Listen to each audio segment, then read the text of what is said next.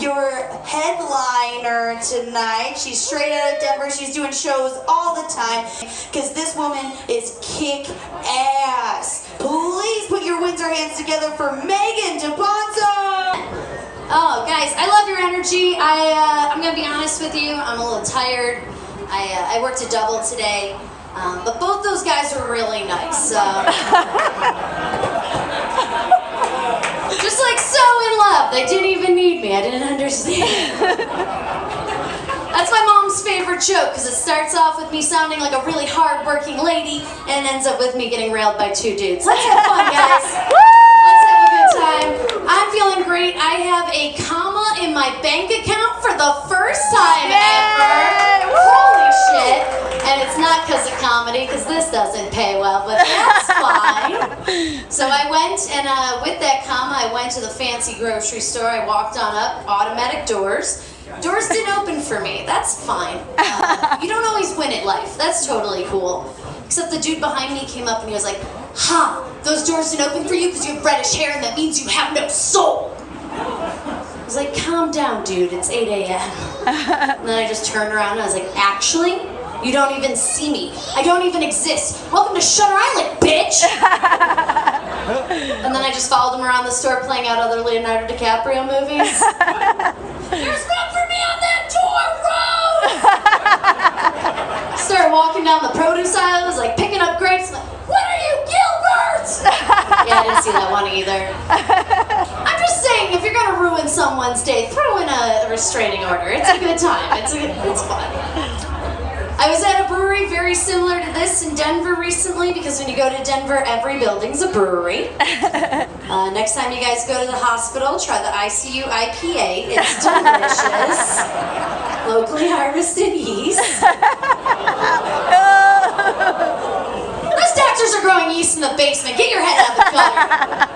And I was at the brewery and I was sitting there and I was taking my flight like shots and it was awesome. And then there was this couple sitting next to me and they must have been on like a first Tinder date or something because they were just like rapid firing questions back and forth to each other like an interrogation, which is just so hot, right? Such a great first date. And then the girl asked the guy where he lost his virginity. He's like, "In a car." And she got all upset. And he's like, "Okay, where'd you lose your virginity?" And she's like, "In a bed like a lady." The thing is, I lost my virginity in a ditch behind a church, so I don't know like the lady stand. But I think losing your virginity in a car is just as normal as losing your virginity in a bed, right? Yeah. It's like a rolling hotel for teenagers. But losing your virginity in a race car, super awesome, right? Losing your virginity in a race car bed, real weird. You'll be explaining Lightning McQueen sheets to men you love for the rest of your life. That joke is so very real. I was in that brewery. I was cheating on my diet with beer. I'm on one of those newfangled diets. All I'm allowed to eat is strictly whiskey. So far I've lost like 3 whole days and my debit card. So if anyone could find that, that'd be awesome. I think my diet's kind of counterintuitive because everybody loves to eat when they're drunk, right? It's the best. Eating drunk is great. I did find out that sushi is the worst food to eat drunk though. Sushi's the worst food to throw up because it's like so expensive, right? And it comes up cooked. It's like your own homemade ceviche. That's gross. You'll never look at sushi the same way. I'm sorry. All right, speaking of gross, I'm a Buffalo Bills fan. Hear me out. It hurts every day, so let me just get it out of the way. Here's the thing I don't get about football. On Thanksgiving, why did the Detroit Lions and the Dallas Cowboys play? That makes no sense, right? It's Thanksgiving. It should be the New England Patriots playing the Redskins, and when they win, they steal their stadium, right? That's just American history. I like sports. I think anything can be a competitive sport if you disappoint your dad enough at it, right? All right, that one hit hard for some of you. All right, I've talked a lot about sex. I think I need to cover the fact that I do like it. I think you guys should try it. It's kind of neat. but I don't like how people go about getting it. Like, every time a new dating app comes out, I always feel like Netflix missed out on the best dating app of all time. You guys know, and maybe you don't, but you know when you've been sitting there and Netflix knocks on your door like, you still there? You still watch? Yeah, fuck you, Netflix, I'm still watching. Instead it could pop up with a nice little screen that's like, here's 13 other singles that just spent the last 10 hours watching Pokemon as well. Go outside and meet them. That's Man, awesome. I love Pokemon Go, so I was like, if I can catch more Pokemon than men I've slept with, that will fill the void inside. All right.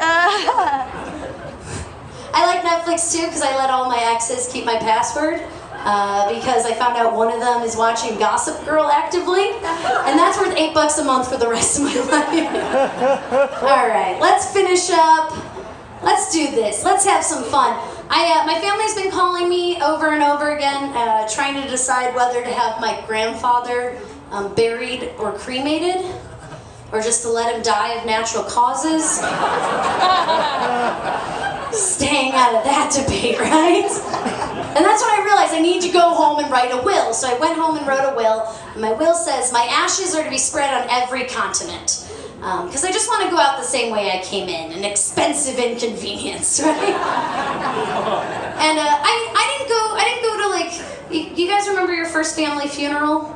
Like every night with chills before bed? Cool. I didn't go to the tear jerk fest things you guys went to. I was raised Irish. I went to these things called Irish wakes. Anybody here ever been to an Irish wake? Yeah, a couple of you. They're pretty fun. They're uplifting. For you that don't know, I'll explain an Irish wake. It starts off with a bunch of shots, like a ton of shots, and then you round up all the kids and drive to the funeral. And when you get there, there's just a dead body in the middle of Grandma's living room, okay? I don't know why, but there is. And it starts off like a Comedy Central roast battle between your family, talking about the deceased. And so I, as a child, heard my great Aunt Margaret bitch about my great Uncle Craig's whiskey dick for the last 20 years. And then she told all of her in-laws how she found him dead in the kitchen with just like a stiffy, like a baby arm, like the last fuck you, like the final flipping of the bird.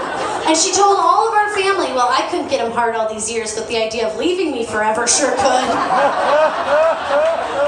And then it's prayer time, or as my family calls it, the cigarette break. And then it's eulogy time, and if you at an Irish wake at a eulogy, everybody has to speak. So everyone goes around and says absurd things, and the microphone comes to me, and I'm like, I don't know, Uncle Craig liked grilled cheese. I'm 8. Stop talking about his dick! All right, thanks guys, I'm Meghan DePonceau.